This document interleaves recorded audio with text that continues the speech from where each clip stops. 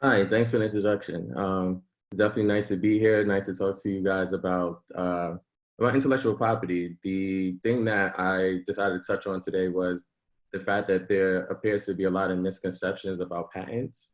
And I kind of wanted to see if I can, answer some questions by kind of answering those misconceptions and giving a little bit more information on top of that.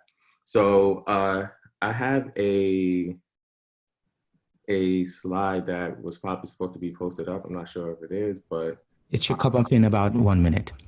okay.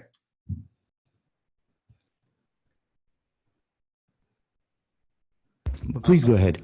Okay. So I'll just go ahead. So the first common misconception of patents is that there's a poor man's patent is just as good as a regular patent. For those of you who don't know what that means, is some people decide to mail their patent to themselves as a way of protecting the idea. And they hope that by posting it in the mail or using the US or whatever mailing system would allow you to have some sort of protection on your patent.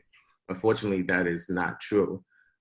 You have to file the patent in a patent trademark office, whether that be in the US and on the continent of Africa or anywhere it is that you're trying to such an idea, you must file that application inside that country's patent office. The second misconception is provisional patent is a patent. This is probably one of the biggest misconceptions because what tends to happen is that a lot of people will file a provisional application. They will go to, a pitch competition. They'll go to an investor and they'll say, hey, I have a patent. That's technically not true. A provisional patent is a way of holding your place in line so that you have time to improve on your idea, have time to gather your thoughts so that you can submit a full patent application with the intent of getting it fully examined by the patent office and eventually granted a patent.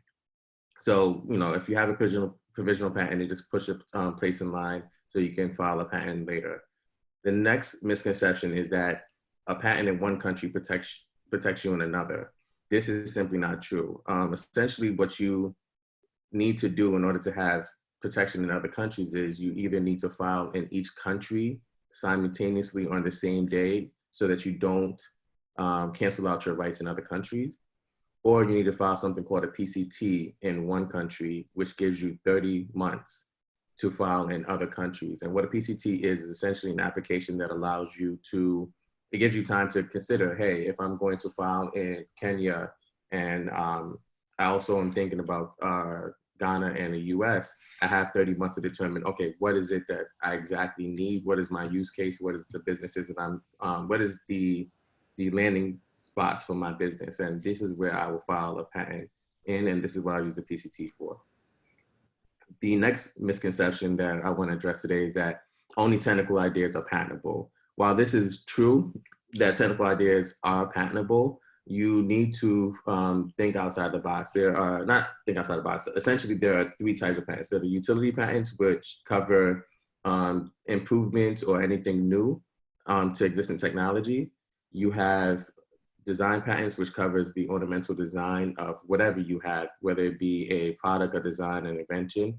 Then you have a plant patent, which covers any unique variation of a plant that you created. It doesn't simply mean that you graft a fig tree onto an apple tree. It has to be something that has been modified genetically. So those are the three types of patents. So you have kind of flexibility in what you want to obtain. The next misconception I want to address is that you need a prototype or a product to obtain a patent.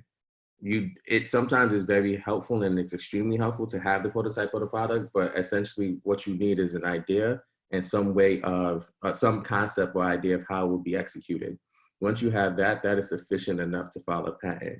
Sometimes when you file a patent, the focus is trying to make it so that somebody who picks up this patent can make it with a little bit of modification and testing.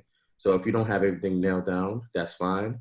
Just as long as it's enough to get somebody to understand it enough so that they can make the patent, make the product or the prototype without undue experimentation. The next misconception that I want to address today is the fact that software is not patentable. Softwares themselves are not patentable, especially in the US. I want to focus on the US specifically. Every country has their unique interpretation of software and if it can be patentable. But in the US, software itself is not patentable, but if software tied to some physical hardware will allow you to obtain a patent on that specific idea or invention. But the software itself needs to be tied to a physical hardware. And the last misconception that I want to address is I have time to file a patent. A lot of times people want to push and prolong the time that they have to file a patent until when it's absolutely necessary. This is more detrimental than it is helpful. If you start developing a product and start selling that product, a lot of countries have a bar in terms of if you sell a product today, you have 1 year until you're able to file a patent. So if you wait 2 years, 3 years, 4 years, by the time you decide to have that patent, they will use your own product as a way of denying you that patent. So it's essential that if you're going to go into the market, it's essential that if you're going to develop a product, that you file at least a provisional patent to get things started, but you have to jump on it as soon as possible. If you have anything that you're looking to protect, I would advise anybody to seek out a patent attorney or somebody to protect your intellectual property, because the more time you waste, the likelihood that you can lose out on that invention. Another side note to that as well is that a lot of countries are on a first to file basis, which means that even if you were the first to invent it and to come up with that idea, if you let somebody else run to the patent office and file it before you, they will get the patent before you do. So it's very important that if you know that it's something that you want to protect, that you make serious moves and strives to actually protect that idea, because you can and will lose your rights if you wait too long. And that kind of concludes the responses to this common misconceptions.